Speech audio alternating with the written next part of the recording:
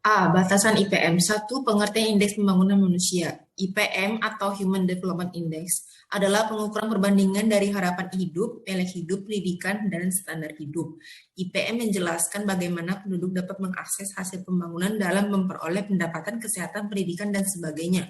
Kedua, ada manfaat Indeks Pembangunan Manusia. Ini ada yang pertama, kedua, dan ketiga.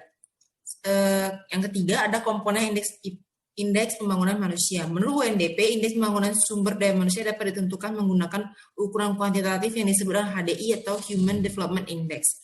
HDI ini digunakan sebagai tolak ukur pembangunan sumber daya manusia yang dirumuskan secara konstan. Adapun indikator yang dapat digunakan untuk mengukur ukuran HDI sebagai berikut. Yang pertama ada angka harapan hidup atau indeks harapan hidup, merupakan rata-rata perkiraan banyak tahun yang dapat ditempuh oleh seseorang selama hidup. Perhitungannya ini dilalui dengan pendekatan tak langsung atau indirect estimation. Jenis datanya adalah anak lahir hidup dan anak masih hidup. Indeks harapan hidup ini dihitung dengan nilai maksimum dan nilai minimum harapan hidup sesuai dengan standar UNDP. Batas atasnya 85 tahun dan yang terendahnya ada 25 tahun. Yang kedua ada indeks pendidikan. Jadi harkat dan martabat manusia pasti dilihat dari kecerdasan, dan kecerdasan itu dapat dari keturunan, pendidikan, dan pengalaman. Dalam kaitan IPM ini ada dua jenis indikator pendidikan, yaitu angka melek huruf dan rata-rata lama sekolah. Kalau angka melek huruf ini tidak banyak diperdebatkan, cuman permasalahannya adalah LIT yang digunakan UNDP bervariasi antar negara dalam hal konsep operasional dan kualitas data. Yang kedua adalah rata-rata lama sekolah. Ini menggambarkan jumlah tahun yang digunakan untuk penduduk usia 15 tahun ke atas dalam menjalani pendidikan formalnya. Perhitungan rata-rata lama sekolah menggunakan dua batasan sesuai dengan kesepakatan beberapa negara. Yang C adalah indeks standar hidup layak. Dimensi lain dari ukuran kualitas hidup manusia adalah standar hidup layak. Nah, standar hidup layak ini menggambarkan tingkat kesejahteraan yang dimiliki oleh penduduk sebagai dampak semakin membaiknya ekonomi. UNDP mengukur standar hidup layak menggunakan PDRB atau produk domestik bruto. Kalau misalnya BPS menghitung standar hidup layak dengan menggunakan rata-rata pengeluaran per kapita yang sesuai dengan formula Atkinson. Jadi ini BPS itu menggunakan rata-rata konsumsi 27 komoditi terpilih dari survei sosial ekonomi nasional atau SENAS dan membandingkannya antar daerah antar waktu sesuai dengan indeks PPP. Jadi rumus PPP itu adalah sesuai dengan IPM. Jadi kalau ada kategorinya, kalau misalnya IPM-nya itu kalau IPM-nya itu besar dari 60 rendah, kalau di antara 60-70 sedang, di antara 70-80 tinggi, kalau di atas 80 tinggi. Nah, bagaimana menghitung IPM-nya? Itu dengan cara sepertiga X1 tambah X2 dan X3. X1 ini adalah kan tadi indeks layak hidup ini ada maksimum dan minimumnya. Nah, itu selisihnya itu jadi selisihnya itu yang dimasukkan ke dalam rumus. Jadi X1 itu adalah selisih antara maksimum dan minimum. Lalu disepertigain. Dah selesai. Terima kasih.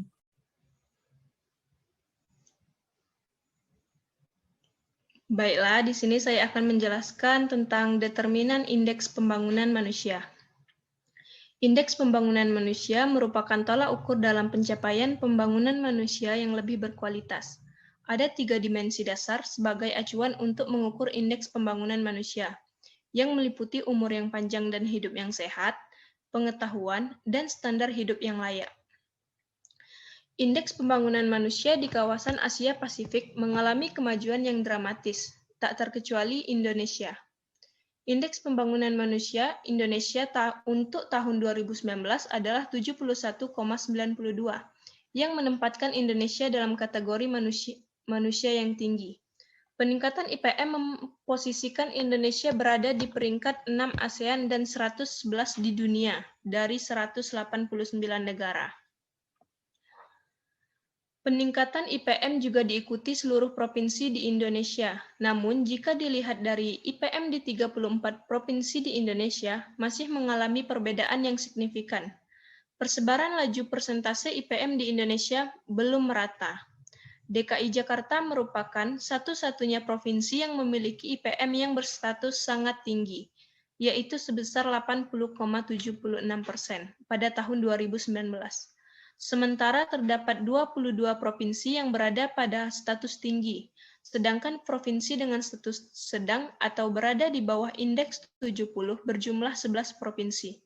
Secara keseluruhan, Provinsi Papua yang merupakan wilayah paling timur Indonesia yang memiliki IPM paling rendah yaitu 60,84 pada tahun 2019. Meskipun IPM Indonesia mengalami peningkatan, namun masih terdapat gap antar provinsi. Berikut ada beberapa pengaruh terhadap indeks pembangunan manusia. Yang pertama ada pengaruh inflasi terhadap indeks pembangunan manusia atau IPM.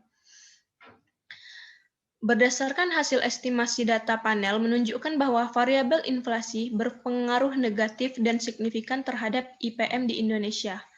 Hasil penelitian ini sejalan dengan penelitian Pangesti pada tahun 2018.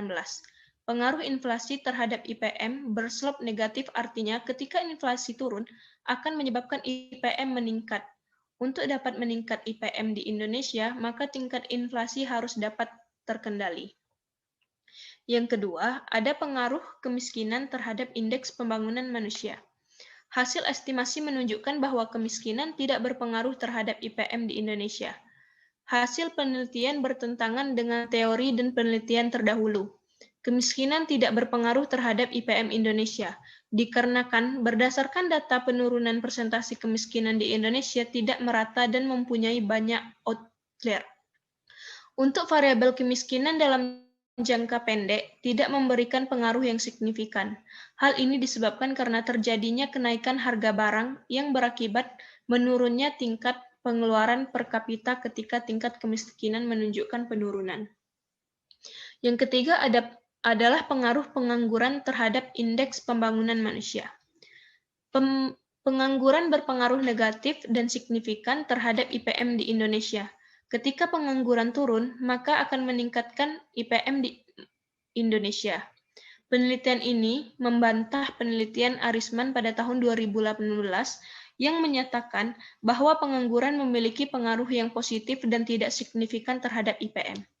Berdasarkan data persentase, tingkat pengangguran di Indonesia dari tahun 2014 sampai 2019 menunjukkan adanya penurunan.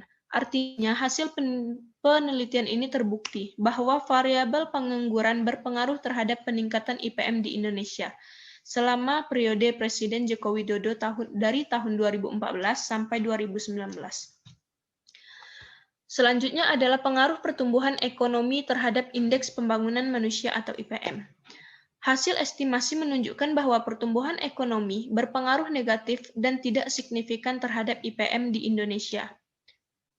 Hasil tersebut bertentangan dengan teori Kuznets bahwa salah satu karakteristik pertumbuhan output per kapita pada tahun 2006. Pertumbuhan ekonomi meningkat, maka akan mengubah pola konsumsi masyarakat sehingga tiga komposit IPM akan mengalami peningkatan. Justru hasil penelitian menunjukkan hal berbeda. Hal ini diyakini terjadi karena data persentase pertumbuhan ekonomi Indonesia dari tahun 2014 sampai 2019 mengalami stagnan di kisaran angka 5%, sehingga tidak memberikan dampak terhadap pembangunan ekonomi terkhusus IPM untuk periode tersebut. Dari penjelasan di atas, adapun kesimpulannya, inflasi berpengaruh negatif dan signifikan terhadap IPM. Kemiskinan tidak berpengaruh, pengangguran berpengaruh negatif dan signifikan terhadap IPM di Indonesia, dan pertumbuhan ekonomi berpengaruh negatif dan tidak signifikan terhadap IPM di Indonesia dari tahun 2014 sampai 2019. Demikianlah penjelasan saya.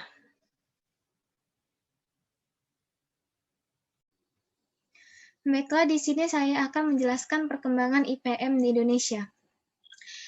IPM merupakan indikator yang digunakan untuk melihat perkembangan pembangunan dalam jangka panjang.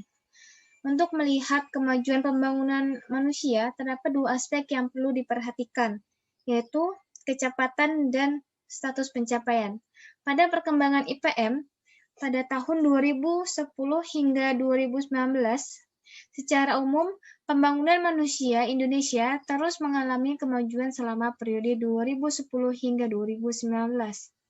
IPM Indonesia meningkat dari 66,53 pada tahun 2010 menjadi 71,92 pada tahun 2019. Dapat dilihat dari gambar sebelah kiri atas. Selama periode tersebut, IPM Indonesia rata-rata tumbuh sebesar 0,97% per tahun dan meningkat dari level sedang hingga level tinggi, mulai pada tahun 2016. Pada periode 2018 hingga 2019, IPM Indonesia tumbuh sebesar 0,74%. Pada bayi yang lahir pada tahun 2019 memiliki harapan untuk dapat hidup hingga 71,34 tahun, lebih lama 0,14 tahun dibandingkan dengan mereka yang lahir tahun sebelumnya.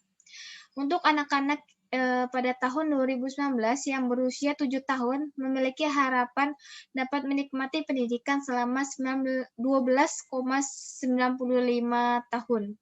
Sedangkan penduduk usia 25 tahun ke atas secara rata-rata menempuh pendidikan selama 8,34 tahun. Dan pada tahun 2019, masyarakat Indonesia memenuhi kebutuhan hidup dengan rata-rata pengeluaran per kapita yang disesuaikan sebesar 11,30 juta rupiah per tahun dan meningkat 240 juta rupiah dibandingkan dengan pengeluaran tahun sebelumnya. Dan dapat disimpulkan bahwa Indeks Pembangunan Manusia atau IPM Indonesia pada tahun 2019 mencapai 71,92 dengan kualitas kesehatan, pendidikan, dan pemenuhan kebutuhan hidup masyarakat Indonesia mengalami peningkatan. Pada perkembangan IPM Indonesia 2010 hingga 2020, pandemi COVID-19 membawa pengaruh terhadap pembangunan manusia di Indonesia. Hal ini dapat dilihat dari perlambatan pertumbuhan Indeks Pembangunan Manusia atau IPM pada tahun 2020 dibandingkan dengan tahun-tahun sebelumnya. IPM Indonesia pada tahun 2020 sebesar 71,94 atau tumbuh 0,03%, meningkat 0,02 poin dibandingkan pencapaian tahun sebelumnya. Dapat dilihat dari gambar sebelah kanan atas.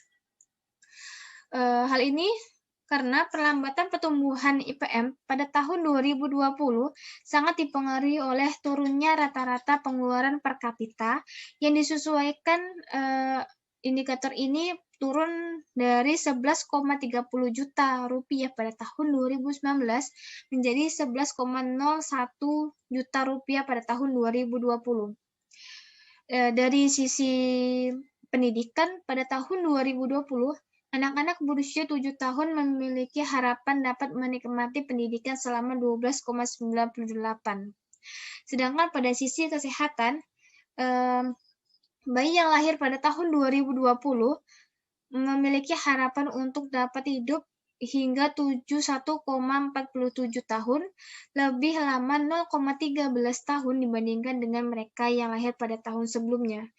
Dan dapat disimpulkan bahwa Indeks Pembangunan Manusia atau IPM di Indonesia pada tahun 2020 mencapai 71,94 dengan kualitas kesehatan dan pendidikan masyarakat Indonesia mengalami peningkatan. Sedangkan untuk sisi pengeluaran per kapita yang disesuaikan mengalami penurunan. Demikianlah penjelasan mengenai perkembangan IPM di Indonesia. Terima kasih. Oke, selanjutnya studi kasus penelitian IPM. Untuk studi kasus penelitian IPM dibedakan menjadi beberapa tipe dan jenis-jenisnya. Untuk tipe-tipenya sendiri dibedakan menjadi dua, yaitu tipe longitudinal dan cross-seksional. Studi longitudinal adalah studi penelitian di mana peneliti berlanjut untuk jangka waktu yang lebih lama dan menggunakan sampel yang sama pada setiap fasenya. Kemudian studi kasus cross-seksional adalah penelitian di mana peneliti menganalisis konteks tertentu, kelompok orang atau fenomena sosial melalui sampel. Kemudian untuk jenis-jenisnya sendiri ada jenis studi kasus observasi. Studi kasus observasi ini maksudnya adalah studi kasus yang memiliki teknik